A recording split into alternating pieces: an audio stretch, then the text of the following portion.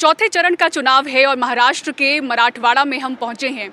मराठवाड़ा क्षेत्र क्यों अहम हो जाता है, क्योंकि 48 लोकसभा जो सीटें हैं महाराष्ट्र की, उसमें जो 8 लोकसभा सीटें हैं वो मराठवाड़ा क्षेत्र से आती हैं। यहाँ पर जो 5 सीटें हैं मराठवाड़ा क्षेत्र की, उसमें आप देखें दूसरे और तीसरे चरण में चुनाव हो चुका है। जो शेष 3 सीटें हैं जालना, औरंगाबाद और बीड, उसमें चौथे चरण में चुनाव हो रहा है। तो मराठवाड़ा का जिक्र यहाँ पर इसलिए भी ज़रूरी है क्योंकि सबसे बड़ा मुद्दा यहाँ पर मराठा आंदोलन है। वैसे तो किसानों की आत्महत्या आप कहें या फिर यहाँ पर पानी की जो बहुत ही बड़ी समस्या है, बहुत ही बड़ा संकट है, वो हर साल हम देखते हैं और इस साल ये संकट और भी बड़ा है। लेकिन इस सब के बीच जो मराठा आरक्षण का आंदोलन है उसकी हवा आपने भी देखी। हम इस वक्त अंतरवाली सराटी इलाके में है जालना के, जहाँ पर ये आंदोलन की शुरुआत हुई और ख़ासतौर से जो 1 सितंबर का समय था बीते साल, जो लाठीचार्ज यहाँ पर हुआ, उसके बाद से इसे एक भव्य रूप हमने लेते हुए देखा। पूरे महाराष्ट्र में आप देखें 28% जो आबादी है वो मराठाओं की है। तो ये जो समुदाय है जिस तरह से आंदोलन में जुटा है, तमाम नेताओं के हाथ पैर भी फूल रहे हैं। और मनोज जरांगे पाटिल जो एक मसीहा के तौर पर मराठा समुदाय के देखे जा रहे हैं, बड़े नेता के तौर पर 9 महीने में जो हमने इनकी शख्सियत बनती देखी, वो अपने आप में हैरान करने वाली है। किस तरह से चुनाव के दौरान नेता भी डरे हुए हैं। और इस वक्त मनोज जरांगे पाटिल हमारे साथ हैं। मनोज जी, बहुत बहुत शुक्रिया, आपने अपना कीमती वक्त हमें दिया। लगातार आप सर दौरे कर रहे हैं और उस दौरे के बीच में हमने देखा आपकी तबीयत बहुत ख़राब होती रही है। औरंगाबाद में जाकर आप इलाज भी करा रहे हैं। इन सब के बीच अगर हम आपसे पूछें, क्या मूड है मराठवाड़ा का और आपका रोल? पूरे महाराष्ट्र में मराठा है। मराठ्यांना आरक्षण की बहुत ज़रूरत थी और वो सरकार ने ये आरक्षण देता मराठे को।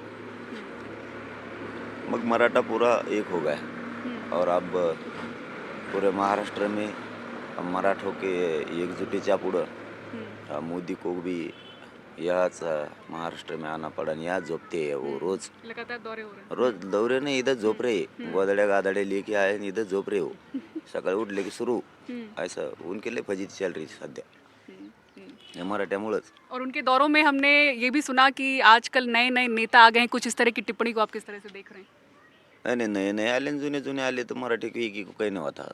अब मराठी पूरे एक हो गए। अब पाड़ेंगे आप सबको।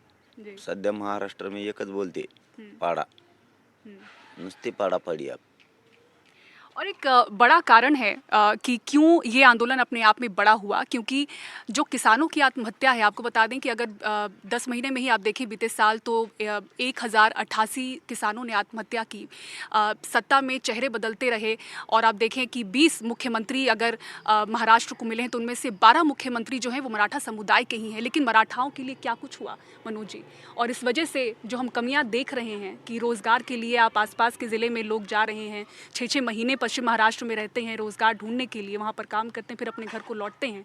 तो ये जो हाल है मराठवाड़ा का, ऐसा क्यों है कि अब तक इस समुदाय के लिए कुछ नहीं हुआ? ये महाराष्ट्रात ये सगळ्यात मोठा ये मराठा समुदाय आहे और ये समुदाय ये राजकारणी लोकांच्यामुळेच इनको कोई काम नहीं मिला। ये धोखेबाज है सब पूरे। वो महायुति, महाविकास आघाड़ी, इनकी वजह से तो मराठियों से खूब हाल हो गई, खूब। अब और सारे राजनेता आपके दरबार में आ रहे हैं किसी न किसी तरह से सहायता के लिए? वेळ आल्यावर येणारच हो, 100% वेळ आल्यावर इकडेच पळणार। सकाळी सकाळीच आते, सगळे धरपड मारपड चालू है, पर मराठी मतदान नहीं करते, करेंगेच नहीं, उनको पाड़ेंगेच सबको। और सबकी नज़रें मनोज जी इस चीज़ पर हैं क्योंकि आपने कभी भी किसी एक दल का नाम नहीं लिया है, एक पार्टी का आपने नाम नहीं लिया है। इशारों में आपने बहुत चीज़ें कही हैं, लेकिन लोग समझना चाहते हैं कि आपका रोल क्या होगा, आपका पक्ष क्या है? नहीं, रोल तो नहीं। मराठ्यांच्या खांद्यापर ये पूरी जिम्मेदारी है ठीक। कि निवडणूक में किसको हरना, किसको क्या करना, ये सब समाज ठीक है। उसके खांदे पर है। मैं तो नहींच निवडणुकी में, लेकिन आगे आगे है विधानसभा में मैं से आ रहे हैं आप? आ रहे भी पाल रहे भी सबको। पूरे जात धर्म हम पूरे एकत्र है। तो महाराष्ट्र विधानसभा में हम आपको एक अपनी पार्टी लाते हुए और अपने कैंडिडेट्स खड़े करते हुए देखेंगे? नहीं नहीं। गोर गरीब सत्तेत, हम्म, गोर गरीब के हाथ में सब। ठीक है। उनका काम खोज करेंगे, प्रश्न वो सोडेंगे हम्म, और मालक भी होच. सब पाडापाडी होणार हम्म, आणि देणारे बनणार मराठी. हम्म। वंचित बहुजन अघाड़ी की तरफ से कोशिश हुई, आह्वान हुआ कि आप इस बार चुनाव में सक्रिय राजनीति में आए।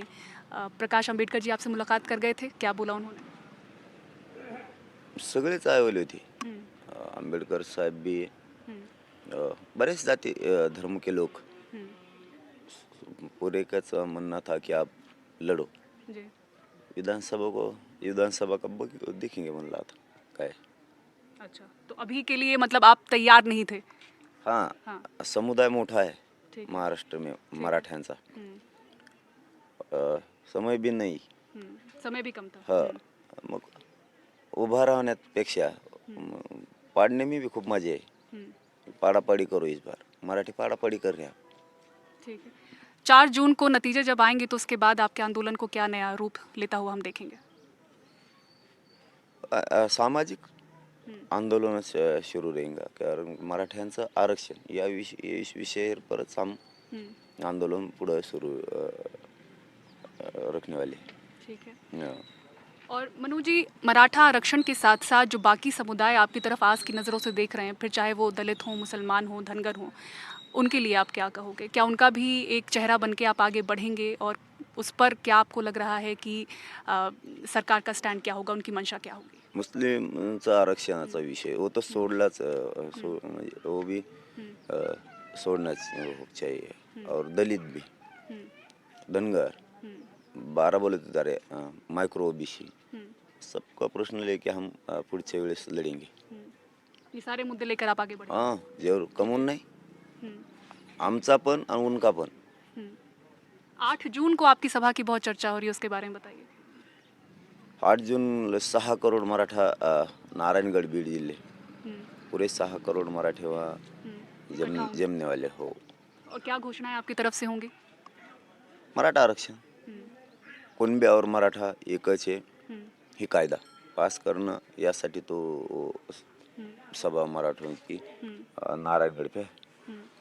खास तौर से मनोज जी, जैसा कि मैंने कहा कि आप किसी दल या पार्टी का नाम नहीं लेते हैं, लेकिन एक नाम ज़रूर आप लेते हैं और वो नाम है हमारे राज्य के उप मुख्यमंत्री देवेंद्र फडणवीस जी का। क्यों बार बार उनका नाम क्यों आता है? वो लय मोक्कारोनी करताना, लय मोक्कारोनी करता. हो मराठ्याने निवडून दिला आणि मराठीकच पिच्छे लागाव. वो थोडी भी माया नाही लावता मराठी. मग मराठी लागली पिच्छे आता. हा पुरा के पुरा म्हणजे त्यांच्याचमुळं मोदी साहेब की इतकी फजिती आहे, दुसरे कोणामुळं नाही. मोदी किस तरह साहेब की फजीहत आपको लग रहा है हुई है मोदी महाराष्ट्रात नाही सोडी ते हो. हम्म, मीडिया को कभी बोले का हो एखादी बार 10 सालात नाही ना बोलले. आप एक एक घंटा बातें जोड़ रहे हो मीडिया संग. एक एक घंटा महाराष्ट्र में सबसे ज़्यादा सभा आहे, बाकीकडं नाही कुठंच. ती फजिती मराठ्यांच्या विरोध में गेले हो देवेंद्र फडणवीस. म्हणून गरिबांवरती खोट्या केसेस हे आहे उन्होंने. माता बहनों को मारा, बहुत अन्य SIT. उसकी जांच हाँ, ये मराठों के विरोध दबाने की कोशिश आप कह रहे हैं आपको? खूब दबाने की. उनकी भी फजीती से आप वो भी भाग रहे, इधर भाग भाषण को, उधर भाग भाषण को. नुसतं भाषण ठोकते, लोकच नाही आते. लय मजा चालली त्यांची. मराठ्यांच्या विरोध में गेल्यावर काय होतं हे आता फडणवीस साहेब को कळाय. इस चुनाव में क्या गणित बिगड़ेगा आपके आंदोलन को देखते हुए? मी तर नाही आहे निवडणुकीत, त्यामुळं नाही सांगता येणार काय होईल. पण फजिती तो हो गई दोनों के भी, फडणवीस साहेबची बी आणि त्यांच्यामुळं मोदी साहेब की पण. तो पूरा भाजप देश का महाराष्ट्रात है आप भी पूरा. ये मराठे का एकजुट का डर है वो. ठीक है। केंद्र का जो स्टैंड है मनोज जी, आप लगातार सुन भी रहे होंगे, नंदुरबार में जो PM साहब की जो सभा थी, SC ST OBC के जो आरक्षण का मुद्दा है, उन्होंने साफ कहा कि धर्म के नाम पर ये आरक्षण नहीं होगा. SC ST OBC का जो कोटा है वो धर्म के नाम पर आरक्षण नहीं होगा उसमें. उस स्टैंड पर आप क्या अपनी राय रखेंगे? धर्माचे नाम पर तो नहीं है ना रिजर्वेशन, नहीं है. वो कुछ भी बोलेंगे ऐसा नहीं होगा. तुम हाथ में लिया सत्ता तो तुम कुछ बात करेंगे ऐसा नाही ना. घटना कायद्याने दिलेला अब वो आरक्षण आहे. तुम्ही कसं बदलेंगे हो, तुम कैसे बदलेंगे, नहीं ना बदल सकते तुम. वो तो मिला है. वो ये क्या है, मोदी साहब शुरुआती को उनको सत्ता चाहिए थी तब वो गुड़ बोलते थे गरीबों को. आप नहीं बोलते. आता जरूरत नाही. आता हातात आलं ना सब, सत्ता फत्ता सब आ गया. आप नाही गरीबची गरज त्यांको. त्यामुळं आप गरीबच झटका दाखल आहेत त्यांना. त्यांचं एक रूल आहे बघा. वो बड़े जात राज्य में जे पूरे महाराष्ट्र देश के वो राजकीय काय म्हणतोय त्याला की राजकीय याच्यामधून पूर्ण संपवायचे त्यांना मोठ्या जाती जसे की मराठा, पटेल, गुर्जर, जाट, राजपूत, मुस्लिम, दलित, यादव.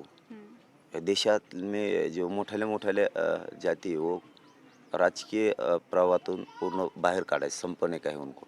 वो नहीं समझते. आप पूरे एकजुट हो गए मराठी वो सब देश की. और मैं देख रही हूँ एक तरह से, क्योंकि ओबीसी कोटा से आरक्षण देने की बात थी, तो एक नाराजगी और एक डर, हम कहें एक भय ओबीसी समाज में भी दिख रहा है. काय भयाचा संबंध आहे ते कवा भय येतच येते. खायची काचकटून सवय लागली उनको. भयामीच आहे वो कवा बी. लोकांचं खायचं गोड लागतं उनको आणि वो भयामीच आहे कवा बी. म्हणजे आमचंच खाते आरक्षण और भयामी वोच आहे. हम तो घेणारच आरक्षण ओबीसीतूनच.